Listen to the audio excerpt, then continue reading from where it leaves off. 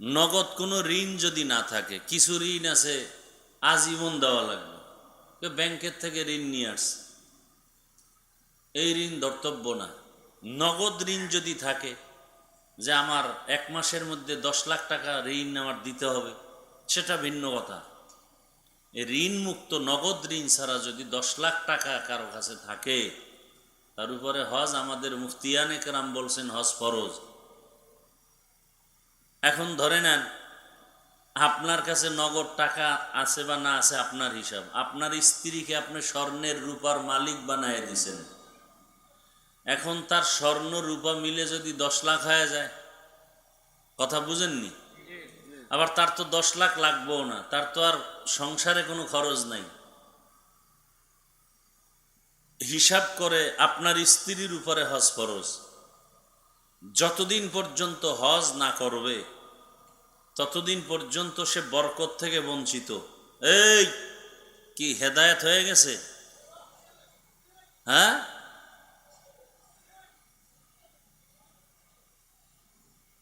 শুরু করতে পারলাম না, ব্যারাম শুরু। মরাডারে মারো কেন, কয় লড়ে কেন? তো বৃষ্টি হওয়াই তো ভালো ছিল, ঘুমাইতাম বাসায়।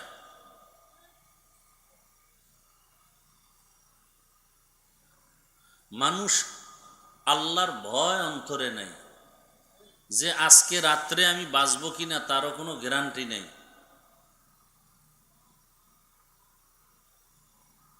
আল্লাহ হেদায়াত দান করেন।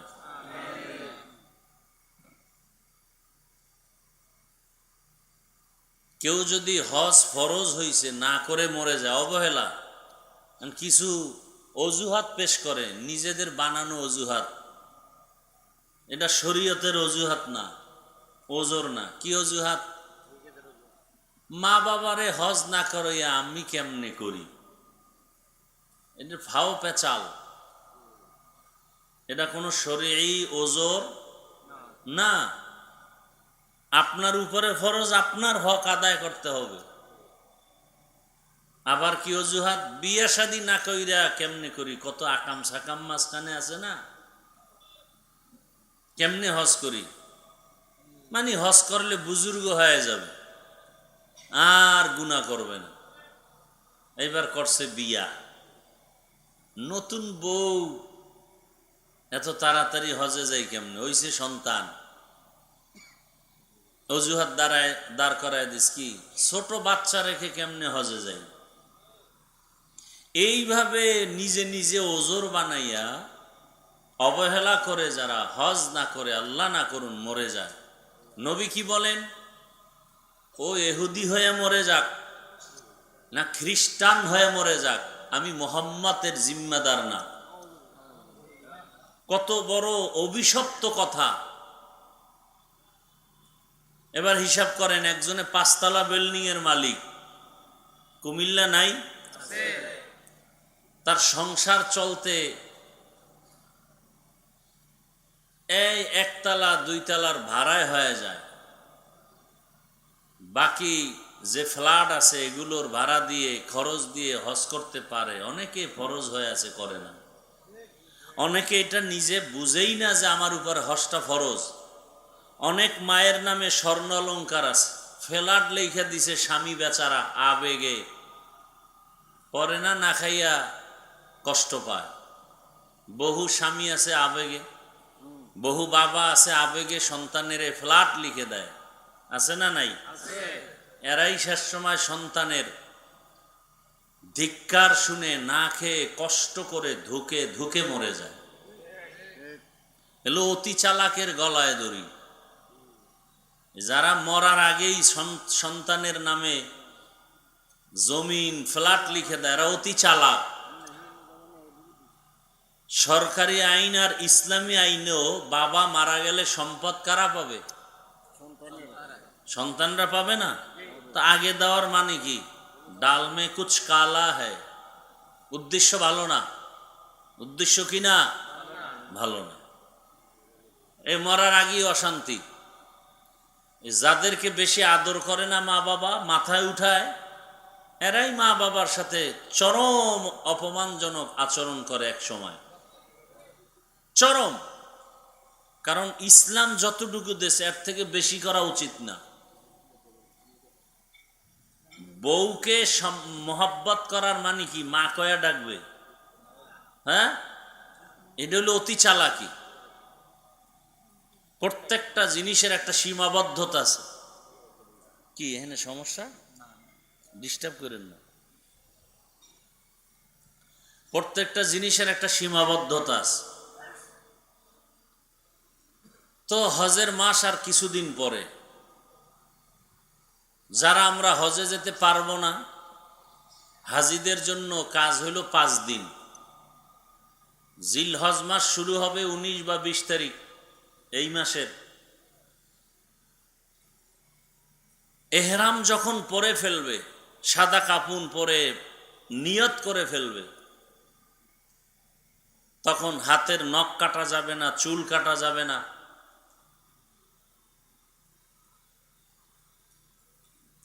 নবীজি বলেন, তোমরাও যারা হজে যেতে পারো নাই, হাজিদের নমুনা একটু অনুসরণ করো। কোরবানি দেওয়া পর্যন্ত নখ চুল কাটিও না। অন্তত বাইতুল্লাহ না গেলেও এর বরকত আল্লাহ কিছু দিবেন। আর ইব্রাহিম নবীর আওয়াজ হজের এলানে যারা লাব্বাইক বলছে, এরা বাইতুল্লাহ হজ না করে কবরে যাবে না।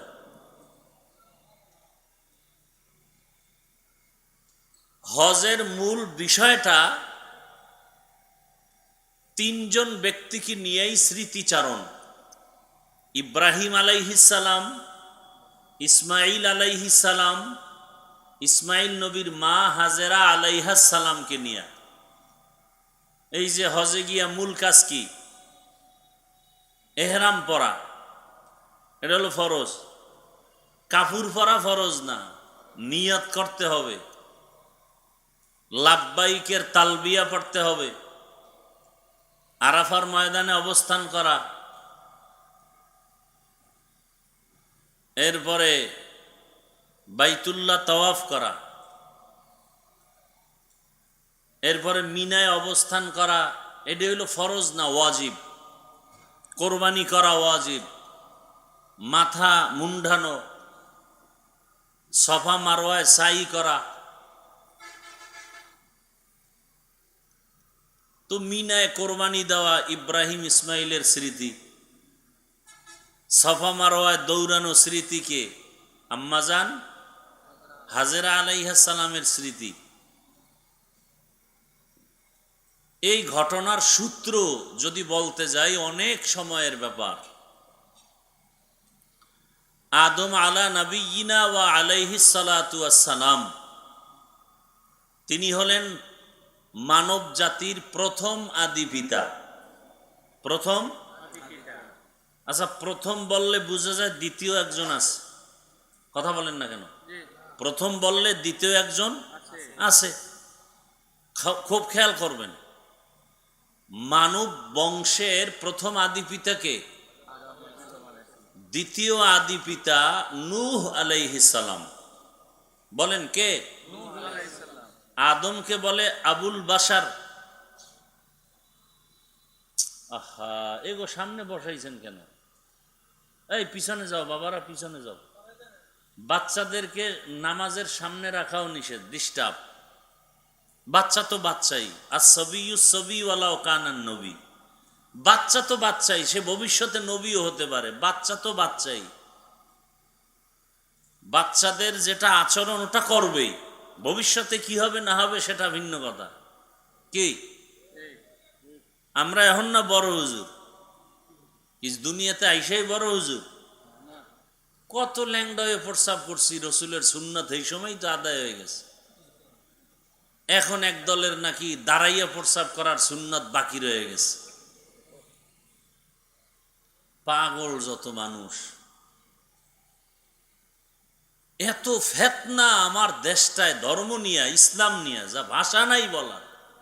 আর এই সব ফেতনাগুলো টুপিওয়ালা, অন্তরে নেফাকি ভরা, ইসলামের ব্যানার লাগাইয়া এই ফেতনাগুলো ছড়ায়। কোন হিন্দু ছড়াইছে এই ফেতনা? এই যে হজে যাবে এত হাজি সাবরা, সারা দুনিয়ার মানুষ আসবে সেখানে, কেউ নামাজে বুকে হাত বাঁধে, কেউ নাবির নিচে, কেউ সাইডে দিয়ে খাড়ায় থাকে, কেউ ঘুমের থেকে উঠে নামাজে দাঁড়াইছে, অজু টজু লাগে না গো, সব পবিত্র। কেউ আবার সেজদায় যাওয়ার আগে পকেট থেকে একটা টুকরা বাইর করে কপালের নিচে দেয়, জমিনটা ইবলিস নাপাক করে ফেলছে সেজদা দিয়া, এই জন্য ওরা জমিনে দেয় না। এই যে এত কিছু বাইতুল্লাহ, মদিনায়, মক্কায়, এই হজের টাইমে, ওমরায়, শুনছেন কোনো দিন যে এরা নিজেদের মধ্যে এত লাইনের লোক আইসা কিলেকিলি করে দুই একজন মারা গেছে? আমাকে বাংলাদেশে গজব কেন? কে বুকে হাত বানলো, কে নাবিতে বানলো, এ নিয়ে দ্বন্দ্ব আছে না নাই?